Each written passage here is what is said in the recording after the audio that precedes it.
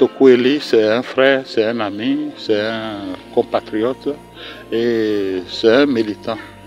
Et tout d'abord, il a grandi dans mon village natal, à Gomé. Et juste après les cours primaires, bon, les choses étaient devenues ce qu'elles deviennent et chacun a pris sa route. Et après, bon, on s'est retrouvés fortuitement dans Glasgow au moment où nous on a commencé par faire des jobs où on devrait peut-être penser à acheter des parcelles à Glasgow et tout ça. Bon, on s'est rencontrés, tout ça. Dieu a fait que nous sommes revenus ici et on s'est retrouvés voisins encore parce que sa maison, c'est ça qui est à côté de ma maison là. Nous sommes mitoyens. Donc ça veut dire que depuis longtemps, nous vivons ensemble. Quand j'ai commencé l'expérience de la politique, il a été parmi mes conseillers, celui qui m'a conseillé de faire ci, de faire ça. Il a beaucoup couru pour moi pour que les élections de 2015, que je sois le député de la commune de Glasgow. Mais vraiment, ça s'est passé autrement. Et puis bon, il avait fait des propositions auxquelles on n'a pas pu trouver solution. Après ça, nous nous sommes retrouvés dans le même parti politique, le BR. Pour les élections passées, je crois que nous étions restés ensemble. On a battu campagne ensemble.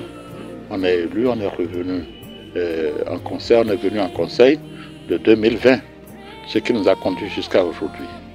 Si jusqu'à aujourd'hui, les choses sont restées telles, parce qu'il est un homme à qui on peut faire confiance. C'est celui-là qui tient parole. C'est celui-là qui aime le développement de son milieu. C'est celui-là qui aime faire les choses ensemble. C'est ça qui a fait que depuis un moment, on s'est retrouvé dans un creuset pour voir comment la commune est en train d'être gérée. Au finish, il nous a confié, parce qu'il fait partie de l'exécutif actuel, que tel que les choses se passent, que c'est pas trop bon. Tout au début de notre mandature actuelle, en 2020, il a soulevé certains problèmes auxquels nous avons trouvé solution, parce que le maire n'a pas voulu leur donner leurs attributions au début de la mandature. Alors nous, on est allé rencontrer le maire pour lui dire de leur trouver les trucs, de leur donner leurs attributions pour qu'ils puissent travailler ensemble. Malgré tout ça, il continue de faire tout ce qu'il peut faire. Et nous, dans notre creuset, on lui donne les conseils qu'il faut de se patienter, de se garder pour que les choses puissent aller. Tout le temps, il venait se confier à ma personne. Voilà. Il dit non, ce n'est pas un problème pour vous. On évolue. La lutte continue, on y va. Vraiment, pour ne pas être trop long, je dirais tout simplement que Eli Toku, c'est un bon militant. Et même nos chefs dans le parti politique le connaissent très bien. Et il n'est pas un petit dans le groupe politique auquel nous appartenons. Et tous les patrons le connaissent presque. Quand il tient quelque chose, il le fait. Quand il dit ceci, c'est ça qu'il fait. Et dans la droiture, il n'aime pas qu'on détruise l'idée constructive. Je dirais à la famille mes condoléances et les condoléances du conseil communal, parce que c'est une lutte que nous menons ensemble. Le développement d'une commune, c'est pas facile. Il nous a abandonnés, la main à la main. On va demander à la famille d'être courageuse et de compter sur nous qui restons, nous qui sommes encore là, dire que nous sommes ensemble et que la nature sait faire les choses. À une famille, il faut demander que le disparu ait un remplaçant digne. Et ils auront un remplaçant de Toku qui sera plus digne, plus dur et plus ferme que son papa. J'ai le cœur serré. J'ai le cœur serré par rapport à la disparition de cette illustre personnalité. Parfois, on était des amis de vieille date, avant qu'il ne rentre en politique. Moi, j'étais en politique avant lui.